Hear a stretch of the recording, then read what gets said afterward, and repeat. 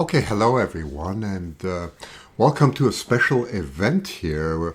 Well, as you probably know, David Hancock and I just returned from Redding, California, where we had this incredible event about a hawklet, which is really amazing. So it's the second time. We had one event in 2017 and one in 2019, and something has just happened, and the uh, the interesting thing is that we don't quite know what exactly has happened, but I do have the most important person here who actually witnessed the whole incident. And just give me a minute or two, and I will go and see if I can switch this all correctly. One second. Let me just get everything ready here for you because this is rather spontaneous. Let me see if I get this incorrect. Yes, there we go. There we go. 1 second, Terry, just hang on. I'm going to put your title in too. I'm going to make myself disappear. Yeah, that's all working. So I've got, I hope I pronounce your name correctly now, Terri Lhuillier with me. Very good. So Terry is actually the fanatic eagle woman or eagle watcher who discovered this unusual event of having a hawk in an eagle's nest now in 2019. So the first event we had already in 2017, as you know. And Terry's actually out there by the nest. And you probably know we talked to Terry also quite a lot recently on especially the fourth stream, the most recent stream. We were talking about the discovery of the Hawklet and the events. And by the way, you can see Terry on the left screen. So hi, Terry. I hope the reception's okay. Say hi, please. Great. Hi, everybody. Yes, I think it's working. I'm just going to quickly have a look at the screen. Just give me a second, Terry, just to make sure that everything is working here. Yes, I think it is. I think it is. I don't see anything that suggested that they are not hearing you. So anyway, Terry, so let's go to the most recent event. Last night you suddenly texted me, and we were also expecting the Hawklet to fledge very soon. I mean, David Hancock was already pointing that out. So, and you're right at the nest. So, Terry, just give us a rundown what has happened, what the temperatures are, what the atmosphere is, and everything, please. Go ahead. Okay. Okay. Well, I was out here on Friday night till about 7:30 or so, and Tuffy was still in the nest with the eaglets, and then yesterday on Saturday I didn't get out here till about 5:30 p.m. I didn't make it out in the morning, but when we got here, I wasn't seeing Tuffy right away, and I kept looking around from different angles, and it took about 30 minutes, and we pretty much confirmed that Tuffy was no longer in the nest or out on any of the branches that Tuffy's been hanging out on and branching on. So we kind of determined Tuffy was gone, but we didn't actually see Tuffy fledge. So we didn't see it take a flight from the nest. So we don't know for sure if it did fledge. We're hopeful that that's what happened. But it has not, as far as I can tell, it hasn't returned to the nest. I was here for about 6 hours this morning. I didn't see it come back in for a feeding or anything quite yet. And I just got here a little bit ago, and I haven't seen Tuffy yet either, but I'm going to, really be looking in the trees around the area. It's warm again today. It's in the 90s. Both eaglets are doing fine. They're up in the nest right now. Ma's up in the nest with them. She's been spending a lot more time in the nest the last day or two, which has been a little interesting.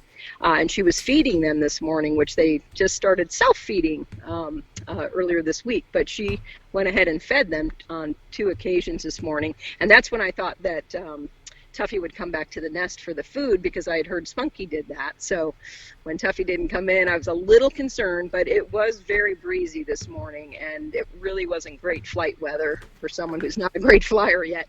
The controls probably aren't quite ready in there yet. So I wasn't too surprised, but I'm really hoping to see Tuffy now that it's not in the nest and it hasn't happened quite yet. So maybe it'll happen while your broadcast is going on, which would be very Yeah, exciting. yeah, right, Terry. Thank you very much. I know the conditions out there very well.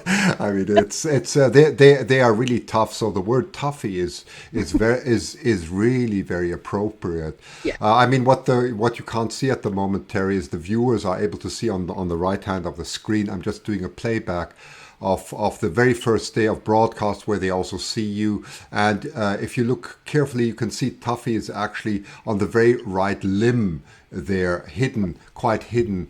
And I'm just going to play some other things. So Terry, by the way, also has a YouTube channel. It's called Mrs. Eaglewoman, MS Eaglewoman. You can see it there. And she publishes regularly every day. So if you want any updates on this nest, just go to MS Eaglewoman and you'll have regular updates. You can see I also put a comment here, and I see Mark, my friend Mark Horner, also put a comment there.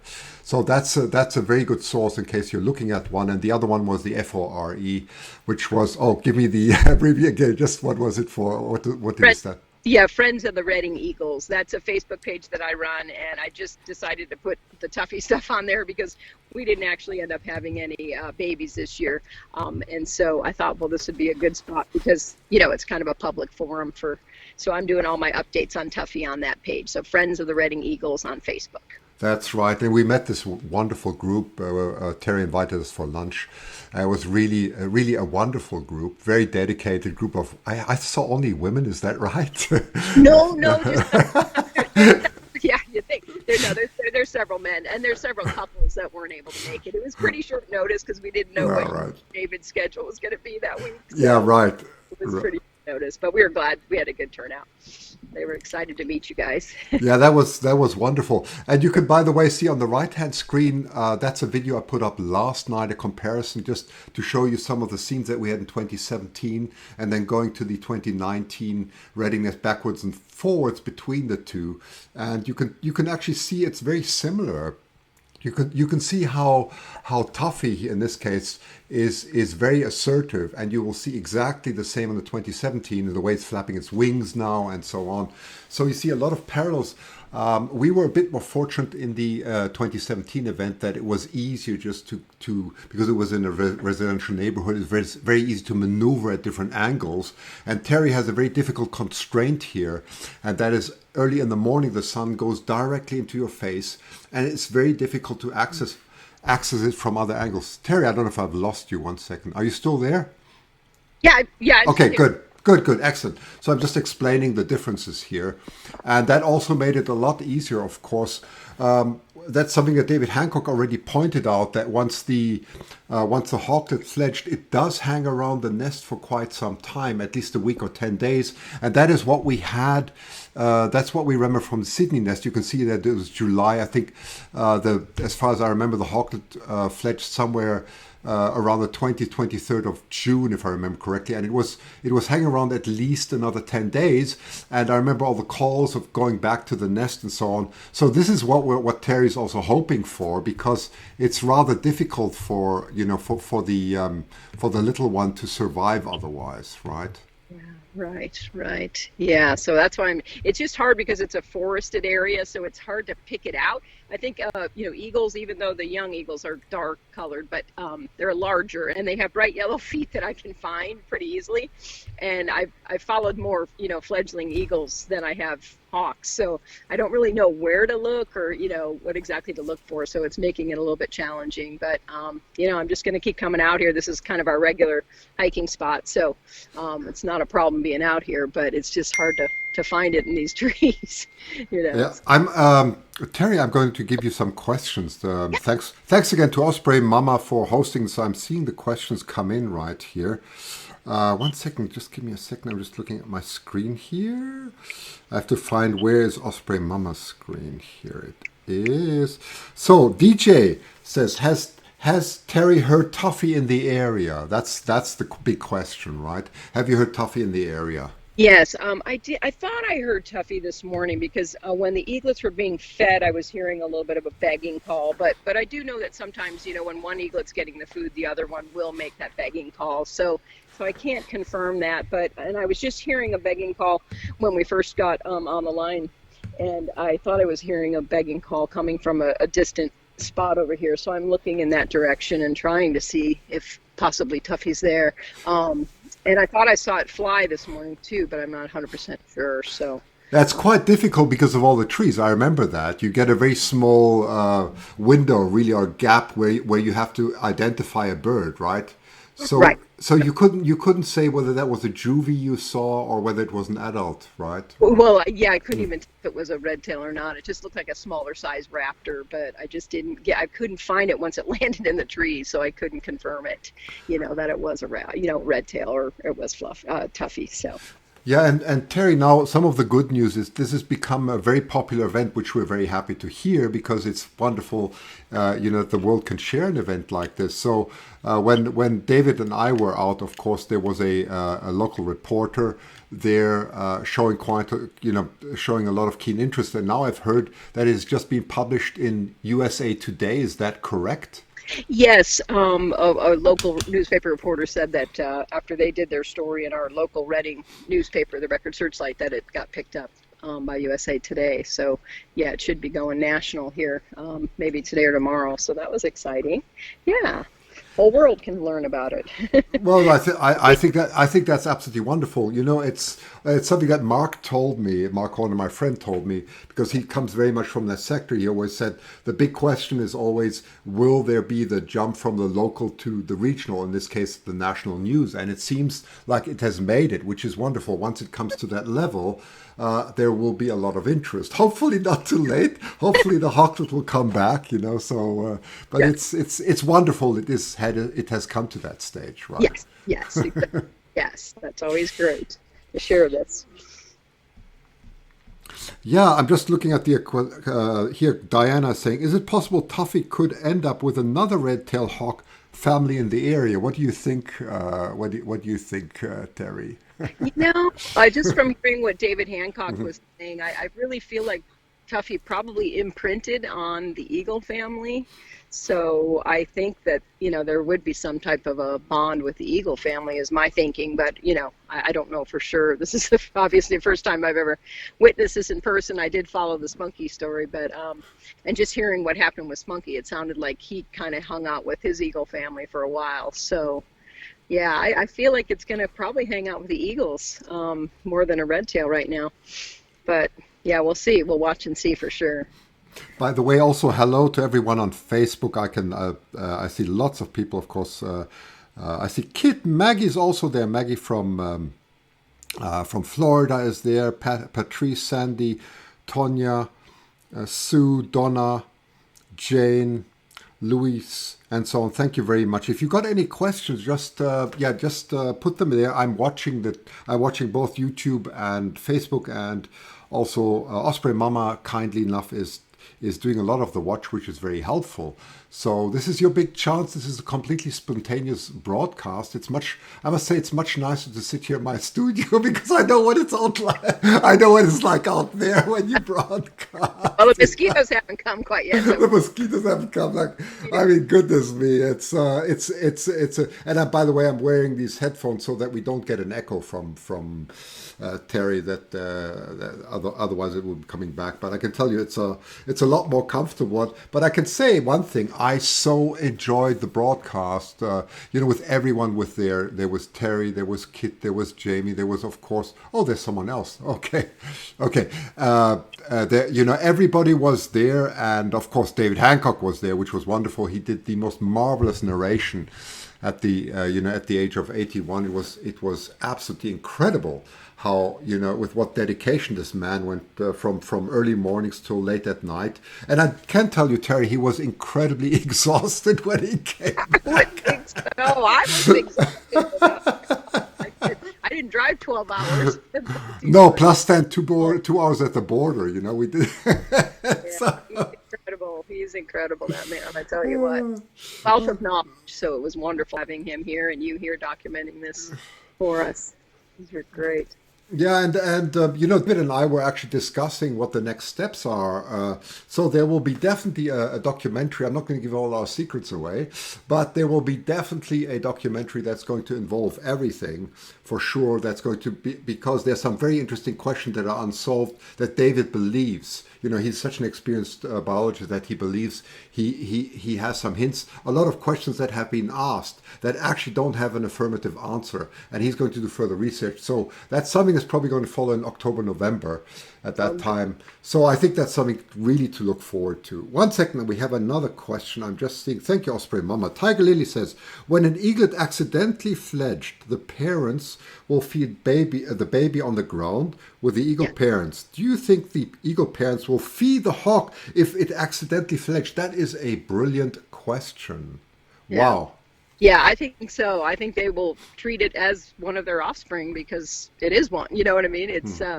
It's a different species, but they've raised it. So I think I think they would do the same for it, bring food to the ground or whatever. Like I said, it's so Hmm. wooded in here, we can't really see that, if that were happening. But I would think if he was hungry, he'd be calling, doing that begging call, and I'm not hearing that too much. So, or in distress, I've heard an eagle a fledgling that didn't land really well on a branch, and it was really squawking, because wasn't happy about it, and the parent just ignored it. But I'm not hearing any distress kind of calls or anything from Tuffy, so that's a good sign. Yeah, and that's, by the way, very interesting. If you look on the right screen, you can see that was from the Sydney nest 2 years ago. And at that time, Spunky, you may remember, was extremely vocal. And I was expecting this from Toffee, honestly. I was expecting the same. He was very vocal, and once he left the nest, we could hear him anywhere in the neighborhood. And it was fairly easy. Sometimes it was impossible to see him, but through his calls, we would either find him on the beach. You can remember all the videos that we did on the beach. And also, I think, Terry, we were very lucky because there were many other photographers and so on who were always on the lookout, and someone just knew, hey, he's there or he's there. And that's why we could follow him for such a long time. Yeah, So, yeah. Here mhm. it's gonna be tough because of the so many trees, and and it's just so hot here. I'm wondering if I would think he would be down lower and in the shade because if you don't have to be up high in a nest, I don't think you'd want to be right now because it's in the mid 90s here and it's pretty warm, to be exposed in the sun like this. So I would think he would be a little bit more in the foliage, in the there's black oak trees here with leaves and stuff. I would think that's where he might go, but we're just going to kind of keep looking and see if we can spot the little guy, hopefully soon. By the way, you see a beautiful interaction there on the right hand side. That was actually David Hancock, where the eaglet is nibbling on the hawklet. That was in 2017. Yeah, here's another question for you, Terry. If you're still okay with this, Yes. Karen is concerned. Does the public now know? She's probably thinking of USA Today and so on. The location. Are they going to disturb the nest? That is the question. She's concerned about the public. Yeah, that we have no. Hmm. The location hasn't been disclosed, Okay. and it's just kind of a remote area that not too many people would know about. It's would be a pretty pretty rare for people to be able to discover this particular nest. We watch about 15 nests, and none of them are really quite this secretive. There may be one other. So yeah, it's not something you're going to stumble upon. You'd really have to be looking for it. So I think they're okay in that area. And once the eaglets fledge, because we're also concerned about the eaglets because they're about a month past their normal nesting schedule. So there's some concern if our temperatures start to get up into 110, which we can have here, that it's going to be a little tough for them to survive up in that nest. So we just want to make sure the welfare of the birds is our number one concern. Right, and there's another Terry. This time it's Terry Green, whom I also know very well. Can you use hawk sounds to try and lure Tuffy back to the area? What a wonderful idea! I do have an Audubon stuffed animal that makes hawk call, but yeah, no, I haven't tried that. But I think he's probably more used to eagle calls than hawk calls. You So know, you're absolutely right, Terry, both Terrys in this case. That's a good point because I remember very well, I saw Mama and Papa Eagle fly and the little hawklet would just call out. That was Spunky, would call out as soon as he heard them. Went completely berserk. So that's a good point. So it's probably better to make Mama or Papa call than rather make a hawklet call there. But right, right. And then I was thinking maybe because the temperatures are so warm that he might not be being as active or being as vocal because it's very warm right now. Like the eaglets are up in the nest right now and they're not flapping and they're not calling and they're They're being pretty still because it's so warm. Now it should cool down here in another, couple hours, so they'll be good. But right now, when it's this hot, I think they have to kind of try and survive and conserve energy. So what is your plan, Terry? I mean, surely you can't. I mean, there's only so long that you can stay out there, right? Yeah. Oh, yeah. We're probably just going to be heading here in a little bit, but yeah, we'll keep checking. I mean, like I said, this is kind of one of our regular spots that we come out to almost every day. So we'll be out here as often as we can and keep looking, and hopefully we're going to have a sighting of Tuffy in the next day or so. And here's a really good question. I was going to ask you that too, from Nancy Haas. Can Terry get close to the base of the tree to see if the hawklet is there on the ground or possibly injured? I'm sure you know you know the answer to that. Yes. Yeah, we actually tried that a little bit last night. We didn't want to go too close, and it was getting a little bit dark, so we didn't have really good light. But yeah, we might do that at some point if we start feeling like he's not okay. I think we can get in there. I think there's a little bit of a clearing to get to the base of that tree. So yeah, we will definitely been looking around. We're looking for something moving, something hopping around. I've heard that red tails hop around a little bit when they get on the ground. So we're kind of been looking for that kind of movement, and we haven't seen it yet. But yeah, that's definitely something we'll do. Well, that's an interesting question because I remember I'm just thinking of that because there's something David Hancock always pointed out. If you do have injured raptors on the ground, that's why we have to get them as quick as possible because you have coyotes and whatever you may have in your area. Yeah. And Yes, we do. I don't know how much there is in that area, but it's it's just a thought, right? Yes, yes, yeah. We might be able to do that if we have enough time today to do that. Get a little bit closer and see if we can see if he might be injured. But again, when I've heard an injured one, they generally pretty vocal, because they're calling out to the parents or something if something's wrong, and so we're not hearing any type of calls like that. But it certainly wouldn't hurt to kind of look around a little bit more. And you're close enough anyway. You would hear distress calls, right? Yeah, right. So that's Yeah, right. well, very nice, Terry. I'll just have a quick look. I know that you're that this is getting a little bit long, so I didn't want to make this very, very, very long. I'm just going to see if anybody else has a question. I'm just going to greet quickly some people here. Give you a break a second. I'm just going to greet some people here quickly on YouTube. Thanks for everyone tuning in. Of course, Osprey Mama. Sweepy111, that is nice. Amanda, of course, I know. Carrie216, yes. Tiger Lily 999, DJ28, I know all these names very well. Chickadee64, Gentleman Ghost is also there. I wonder with the time the hawk was without hawk parents, would the hawklet not have learned any hunting skills to survive? Now, this is a long, interesting question, right? This has been debated at length.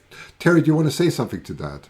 Well, I know that David discussed that in some of the earlier interviews. Yeah, he talked about that, how, it's basically been eating fish, but at some point that its natural instincts will kick in and it will, start wanting maybe something beside fish.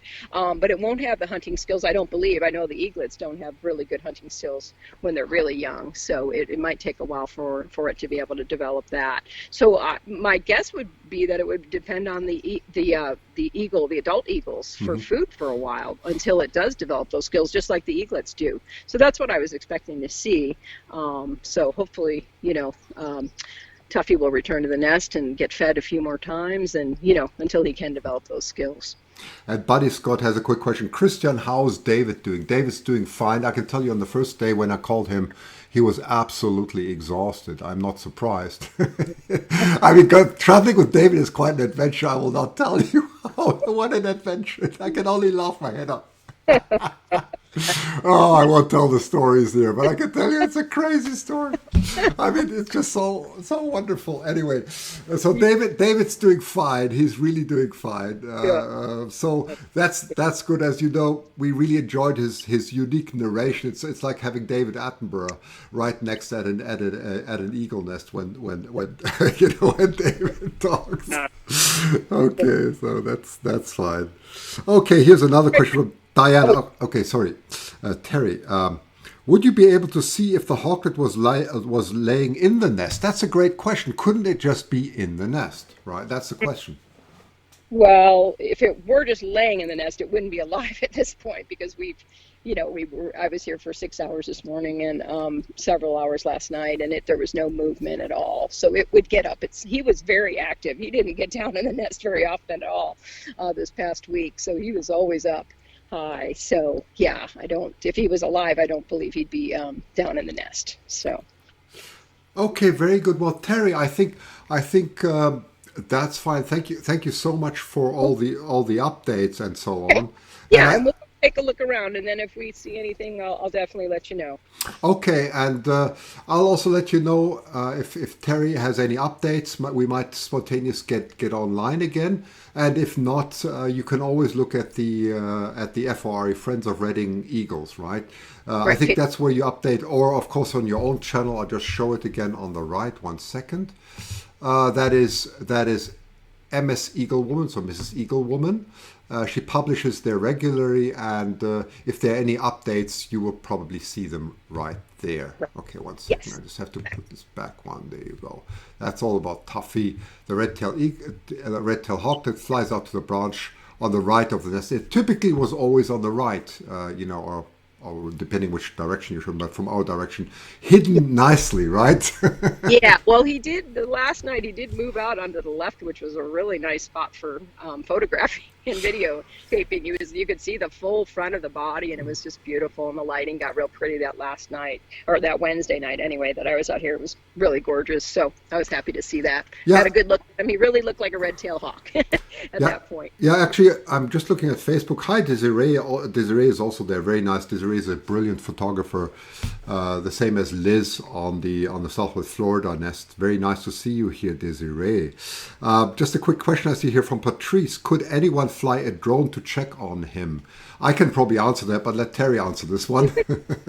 Yeah, I don't think they allow that here in this area, and I know eagles aren't super fond of drones, but I know, Christian, you said their smaller drones are working Yeah. better for that, but I know that might bother the adult eagles and the eaglets, and we have to be concerned about their well-being too. So, yeah, no, I think if it's around, we would definitely see it. So, we can scope out this area pretty good on foot. So that'd probably be our best bet.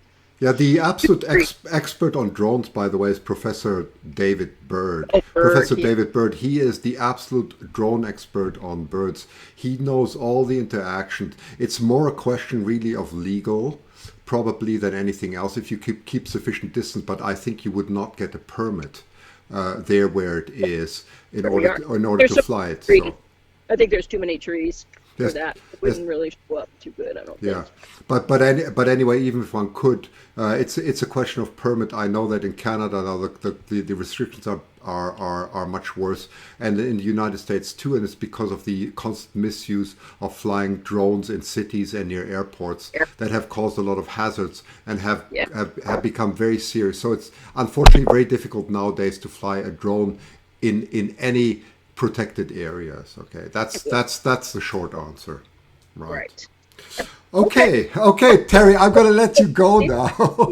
Okay, well, thanks so much for doing this, Christian. I Well, appreciate you well, keeping everybody up to date. okay, thanks a lot. And now, I think people really love this story.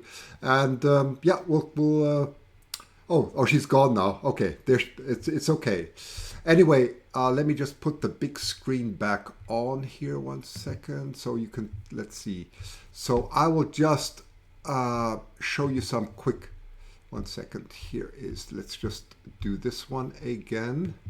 I just wanted to show you some very nice footage. If you haven't seen this, this is something also that I put up last night. This is a parallel between the 2017 and the 2019. It's one of the last videos.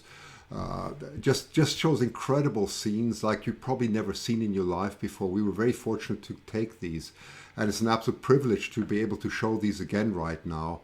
Interactions, and you can see the eaglet there in the background. It's just so phenomenal to see this. And then of course you have the Reading nest of 2019 and so on. So do take some time. I also wanted to say again thank you to all those who have kindly donated. It means everything. I've added up the donations. It's incredible. I actually wanted to spend time, and I'm going to sit down now. I've got some beautiful photos for all those of you who've donated. Got all the list there, and I'm going to send out photos, beautiful photos. In fact, I'm going to go a step further. I'm going to send photos from both 2017 to you, these type of photos, and also 2019. And if you feel like donating, it's not too late to do it now. And I will still send you some incredible images that go all the way to USA Today. They're probably going to publish one of my pictures, because so far these are the best pictures that are available of eagle hawks, both on the Sydney nest and also on the Reading nest. So if you are looking for something very unique, a small donation will help both me, this channel, and it'll also give you the beautiful pleasure of enjoying the wonderful nature that we have around us. Okay. Well, on that note, I wish you a wonderful Sunday still, and maybe some of you who are watching somewhere else, a wonderful Monday. It was a privilege to do this. It was a privilege to be in Reading. It was a privilege to have you there. It was a privilege to share nature in such beauty and such detail. And it was a privilege also to have the DVE store support all this, all the live stream. Really incredible. I do intend to go ahead full steam in whatever possibilities I can. So it's all very nice. Hang on, I'm just going to pull this back again. There you go. So I'm just going to say goodbye to you all. First of all, goodbye to the people on Facebook, and then I'm going to also say goodbye to everyone on YouTube. Just give me a second. So goodbye to everyone on Facebook, and have a wonderful weekend, and thank you for joining in, and I'll hope to see you soon again. Okay, and finally, let's jump to the other channel, that is to YouTube. Thanks for everyone jumping in. I also see the DVE store. Once again, thank you to the DVE store for making all this possible. It was an absolute privilege, and especially thanks to Osprey Mama for supporting this, and also for my friend Mark Horner, who always jumps in wherever he can.